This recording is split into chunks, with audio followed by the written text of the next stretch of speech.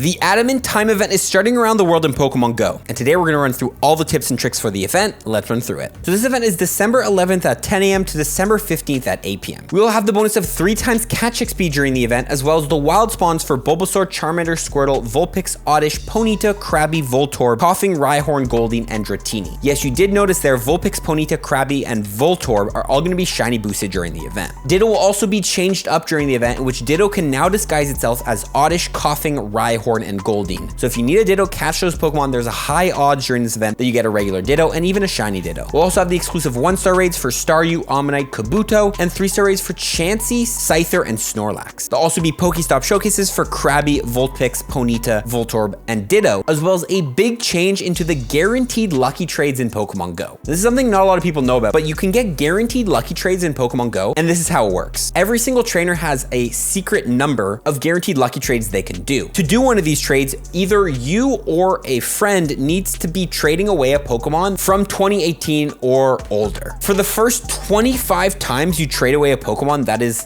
that old, it's going to be guaranteed to go lucky. But every time you do one of these trades, both of your counters are going to go up, obviously to a max of 25. But the caveat is that even if you've hit your max of 25 of these guaranteed lucky trades, if a player who has not hit their max of 25 is trading you a Pokemon that is older than 2018, the guaranteed lucky trade thing will still trigger. Pretty much you can get guaranteed lucky trades, and during this event it's getting boosted up to 25 total per trainer, and 2018 Pokemon now are considered guaranteed lucky trades. So if you have any 2018 Pokemon or older than that, go ahead and trade them to a friend for, a potential shiny Pokemon, and it's guaranteed to go lucky, and it could be a Shundo. Tip on that later. We'll also have exclusive field research tasks during the event for Bulbasaur, Charmander, Squirtle, Vulpix, Abra, Machop, Geodude, Ponyta, Ghastly, Krabby, and Voltorb. On top of that, there will be 2 timed research tasks, one called the Catch Up and one called the Catch a Friend timed research task you can complete to get you different things like XP, Stardust, and Ultra Balls, as well as a new special research story called the Timeless Travels Season Exclusive Special Research, which you can complete during the event. So a lot of research going down. With the event details out of the way, let's get right into the tips, starting with, as always, what are the best spawns during the event? Let's get into it. Starting with Bulbasaur, which evolves into Venusaur. Venusaur does have a Mega Form in the game right now, as well as good in the Great League and the Ultra League. Charmander is in there, which evolves into Charizard. Charizard does have 2 Mega Forms in the game right now, as well as being good in the Great League and the Ultra League. Finally, Squirtle, which evolves into Blastoise. Blastoise does have a Mega Form in the game right now. Vulpix is also in there, which evolves into Ninetales. Ninetales does see some play in the Great League. Oddish is in there, which can be a Ditto starting up during the event, so catch those Oddishes if you need a Ditto. Krabby's in there, which evolves into Kingler. Kingler is not a bad water type ray attacker. Koffing's in there, which can potentially be a Ditto, so catch those if you need Dittos. Rhyhorn's in there, which evolves into Rhyperior, a very good Master League Pokemon, as well as good as a ground type and rock type ray attacker, and Rhyhorn can now be a Ditto. Goldeen's in there, which can be a Ditto, as well as evolves into Seaking, and Seaking has been seeing some play as a interesting spice pick in the Great League and Play Pokemon series. Finally, Dratini's in there, which evolves into Dragonite, a good Master League Pokemon, and a good Dragon type raid attacker. So yeah, overall, not bad spawns to hunt. But what about the raids? Well, in the 1-star raids, really nothing is actually that great to go after other than Staryu. Staryu does get you 750 Stardust per catch, so you can catch those to try to grind some Stardust. But in the 3-star raids, we see Chansey. Chansey is the #1 gym defender in the game right now, so if you need a good gym defender, definitely catch Chansey's, and also does see some play in some limited Great League metas. Scyther's also in there, which evolves into Scizor. Scizor does have a Mega Form in the game right now and can see some play in the Ultra League. Finally, Snorlax is in there, which does see some play in the Master League, so if you need a good IV from those, definitely go after it in the raids. Now, if you're a leveling up trainer or a newer trainer, not only do we have that research we talked about, but also we have 3 times catch XP during the event. And if you don't know, every time you hit an Excellent Throw, you get 1,000 XP. During 3 times catch XP, that's going to be 3,000, and on a lucky egg, that's 6,000 XP, which means the name of the game during this event, and as for all 3 times catch XP event, is hit Excellent Throws. Although you might not be good at them, training Excellent Throws is amazing because, for example, if you can hit 1,000 Excellent Throws on a lucky egg during this event, that's 600,000 XP. That's the amount of XP which I believe it takes you to get from like level 1 all the way to like level 30. Maybe I'm exaggerating, but it's a good amount of XP. Overall, this is an amazing event to level up. Just focus on hitting Excellent Throws, and there's also a bunch of great targets like Rhyhorn in the wild, Dratini, Krabby, which all have pretty big circle sizes to practice on. Next up, let's talk about candy tips and how to grind a lot of candy for some of these 2016 Pokemon which don't come around often. Starting with Pineapple Berries, using a regular Pineapple Berry, multiply your catch candy by 2 and Silvers by 2.34. Definitely use Pineapple Berries during the event. Also, you can go ahead and Mega Evolve a Pokemon. If you don't know when you Mega Evolve a Pokemon, any Pokemon you catch that shares a type with a Mega, you'll get more candy, XL candy, and XP for catching Pokemon of that type. The best Pokemon to get XL candies for during the event are going to be Bulbasaur, Charmander, Squirtle, Rhyhorn, and Dratini. All those Pokemon have use with XL candies. The number one option to Mega Evolve would be a Primal Groudon. That will get you more XL candies for Bulbasaur, Charmander, and Rhyhorn, which can be a great spread of Pokemon. But if you want more XL candies for Dratini or Squirtle, you're better off going with a Water type Mega or a Dragon type Mega. Overall, I think the Dratinis are just not going to be that common in the wild that it's worth Mega Evolving for, so I would go with a Primal Groudon, but let me know in the comments what you'll be going with. Next up, you can go ahead and trade Pokemon. It's the season of timeless travels, which means we have the bonus of every time you trade away a Pokemon,